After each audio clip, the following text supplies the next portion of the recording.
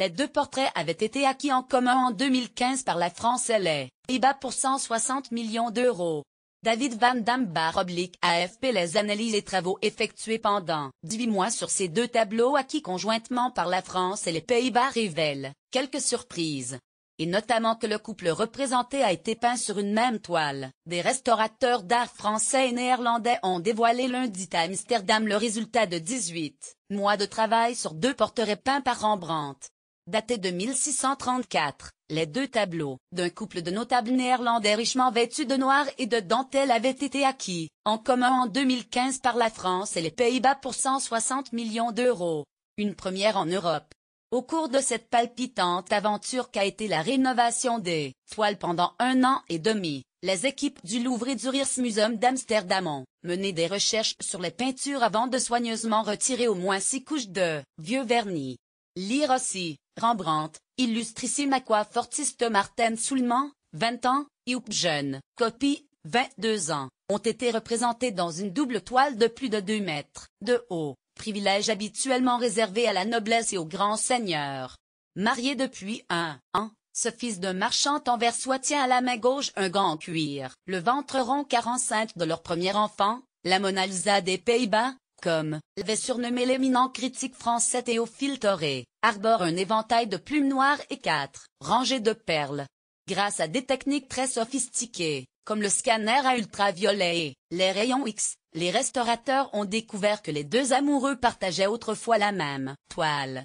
Ils pensent que la toile a été divisée en deux avant d'être peinte. Les tableaux ont sans aucun doute été complètement peints par Rembrandt jusqu'au moindre petit détail, a souligné le directeur général du Rijksmuseum Taco Dibi au cours d'une conférence de presse. Entre les mains de collectionneurs privés pendant près de 4 siècles, ces représentations sont les seuls et uniques portraits de plein pied d'un couple marié jamais réalisés par Rembrandt, d'après Taco Dibi. Les restaurateurs ont également découvert des détails cachés, comme une embrasure de porte brossée derrière chacun des personnages que l'artiste a ensuite recouvert en peignant un simple rideau noir en guise de décor.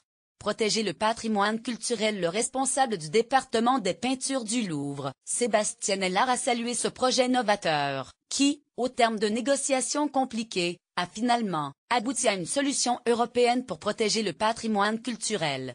C'était une première pour les restaurateurs qui devaient s'accorder sur le moindre détail de la rénovation, a glissé Taco Dibi. Des discussions sont d'ailleurs toujours en cours à propos du cadre des tableaux, le Louvre préférant le doré, le Rijksmuseum du bois foncé. Impressionnés par le poids de l'histoire et du patrimoine de ces œuvres, les équipes les ont abordées avec un grand respect, a raconté Anne Lepage, restauratrice auprès du musée parisien. Jamais, on ne touche une peinture sans avoir fait des recherches, analysé, travaillé sur les archives, fait un dossier comme pour un malade. Avant même d'intervenir, a-t-elle expliqué à l'AFP.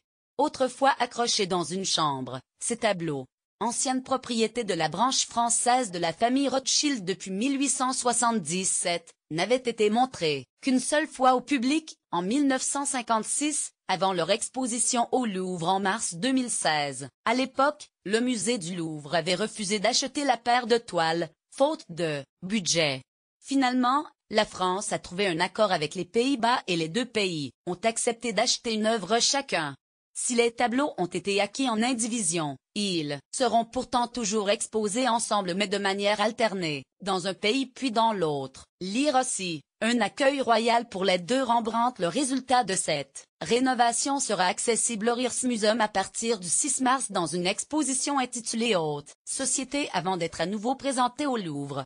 Ces œuvres seront ensuite exposées tour à tour au Rijksmuseum et au Louvre, par période de 5 ans d'abord et de 8 ans ensuite.